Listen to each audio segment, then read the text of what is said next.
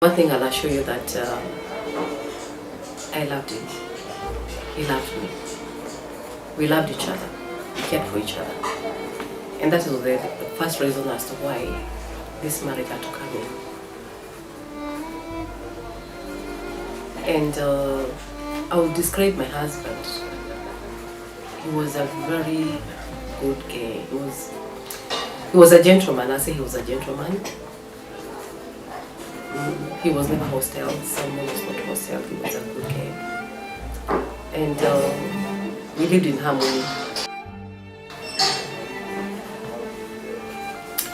There's something I loved about my husband. He was an open-minded man.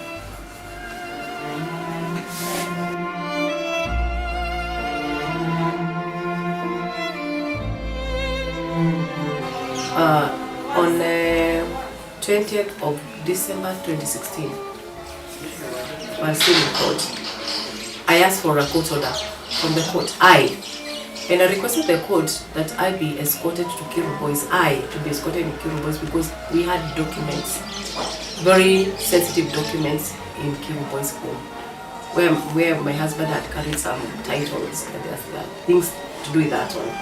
And I requested the court, can I be allowed to go to, escorted to go to Kiru Boys to take important documents? It's in record. And the prosecution objected and said, no, you cannot, because they were saying it's a sin of crime. How, I don't know. And they said you cannot go there, choose a representative from your family, plus your lawyer, so that they can also go with the CID. Okay?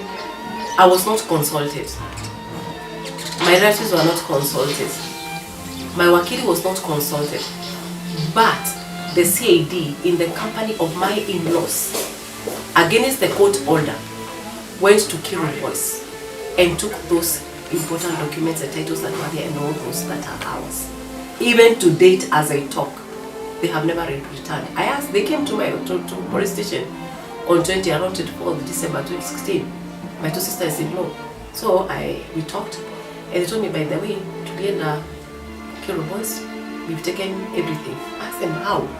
What? That is not what the court order said. I'm the one who's supposed to be choosing the person. It's not about in-laws. It's about my property, my husband and my family. They said to me, Chukua, ni zetu. So am I telling a lie? I'm not telling a lie. Nikawambia tafadhali, whatever you've taken belongs to my family, belongs to the children. Deceased, your brother, your own brother, akona watoto. Hizo vitu ni za watoto wa brother. Can you return? And up to date, they have never. So I'm not alleging something that is not true. So I'm not using the platform to say what is not true. I complained in court. I raised that complaint in court. Na nikaambia court what has happened. You see? Even this time round when I was asking for a court order to go and withdraw, I also raised it in court. It's in record. And I asked for a court order to go withdraw money so that I pay school fees for my children. And I'm escorted by this place, Langata, and I really appreciate Langata has been very of great help. They are very human. And I was escorted only to go to Equity Bank, only to go to Cooperative Bank, the same account, and my sister had withdrawn. Am I alleging this around that are not there? They are true to the one. Okay. Yeah. So we might not use it, but just the fact that I'm telling you. So would you say you've lost everything? Kinda. You'd imagine that they might not know that I am aware. That we have, there are those people that agents that where we had bought some our plots, property. They were approaching those agents, demanding for those documents that belonged to my husband. They had.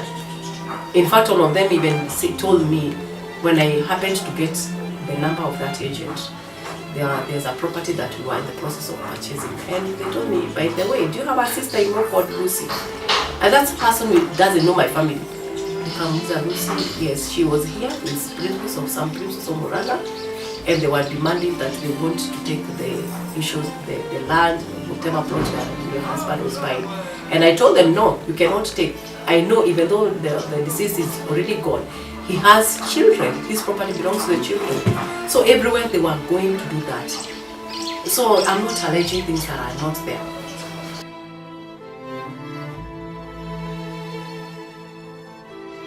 assuming whatever they thought about me. But these kids remained very innocent. They've always been innocent, isn't it? Yes.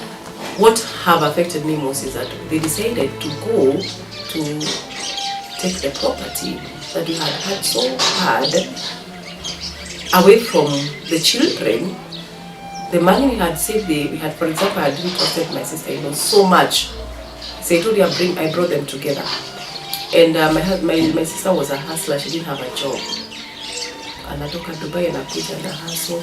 And I told my husband, why don't you involve our sister-in-law? Because me, you're busy, we have a family account. Why don't you involve her to be our signatory?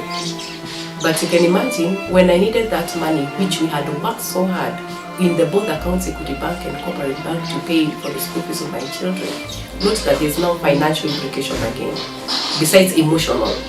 After the death of my husband, there's emotional part of it and there's financial implication.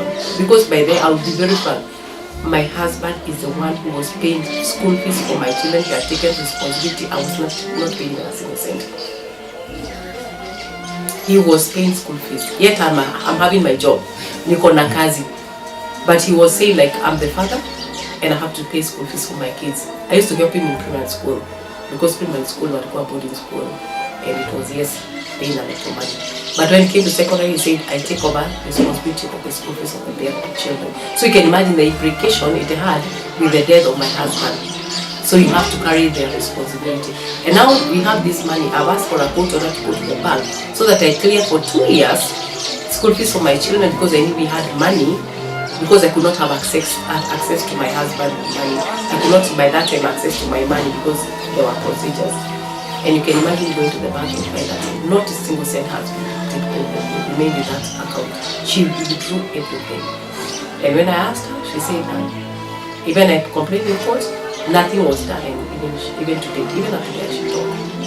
Something I like to say that I love those kids very much. And I really appreciate them because they stood with me even during that trial, this trying moment. Even they still study with me because they believe in me. These kids, if it were not for them,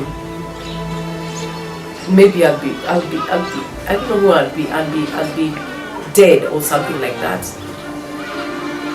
They have given me the reason to smile every day. They have given me the reason to fight every day for justice for my husband and my family. I've loved to read the Word of God so much. And the problem we have is that we like judging people so much.